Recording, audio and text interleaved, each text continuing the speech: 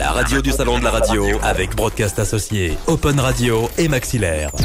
Interview. Et justement, eh bien, on va accueillir, je dirais, le grand patron de Maxillaire, Faut exagérer non plus. Michael Pachen, qui nous a rejoint. Enfin. Faut pas exagérer non plus.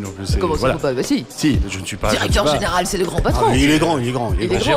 Vincent de Fretin, qui est également à mes côtés. Bonjour. Bonjour, un vieil ami en plus. Oh, vieux. Oui, si, on est vieux. Ouais. On est vieux tous les deux.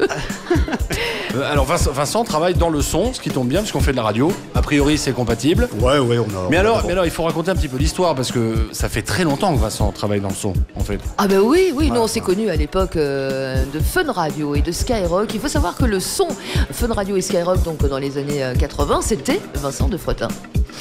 Et oui. Voilà. Et oui, c'était une belle histoire, une belle aventure. Et puis après, tu as monté ta société. Avec quel appareil? Parce qu'il y a un appareil mythique qu'on a beaucoup utilisé en radio. Alors si on parle effectivement de Skyrock, oui, c'était la naissance du VZ40, qui était mon premier gros traitement. Et qui a marqué une grosse différence sur Paris parce que c'est vrai que quand on zappait d'une radio à l'autre, il y avait vraiment, beaucoup de gens l'avaient constaté, une marche, puisque le projet de Pierre Bélanger était de créer une radio différente avec une identité, une signature. Donc on a bossé dans ce sens-là et c'est vrai qu'on avait fait un truc qui était pas mal. Et alors ensuite, la suite de l'histoire, c'est quoi? La suite de ce soir, la concurrence est venue me demander si je voulais travailler pour eux. C'est toujours un dilemme.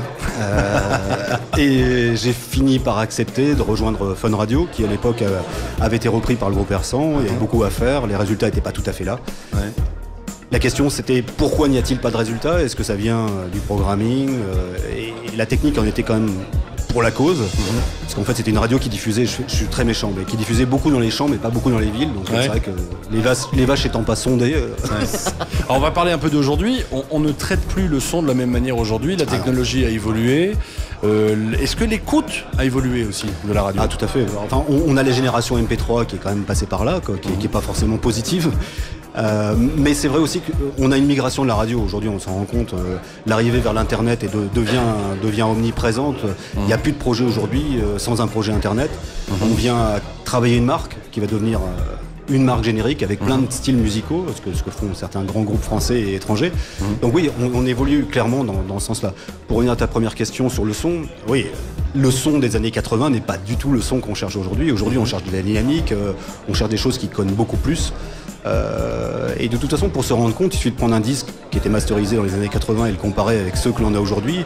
Vous savez mieux que moi qu'il y a une différence de dynamique qui est énorme, qui, pour nous, les fabricants de traitements, on a un peu de mal par moment, mais bon, voilà. Alors, on va faire une petite pause. Une petite pause et on pourra continuer en plus pour parler de la RNT, notamment avec Vincent. Avec plaisir. Avec plaisir, ça sera dans un petit instant. La radio du salon de la radio avec Broadcast Associé, Open Radio et Maxillaire. www.salondelaradio.com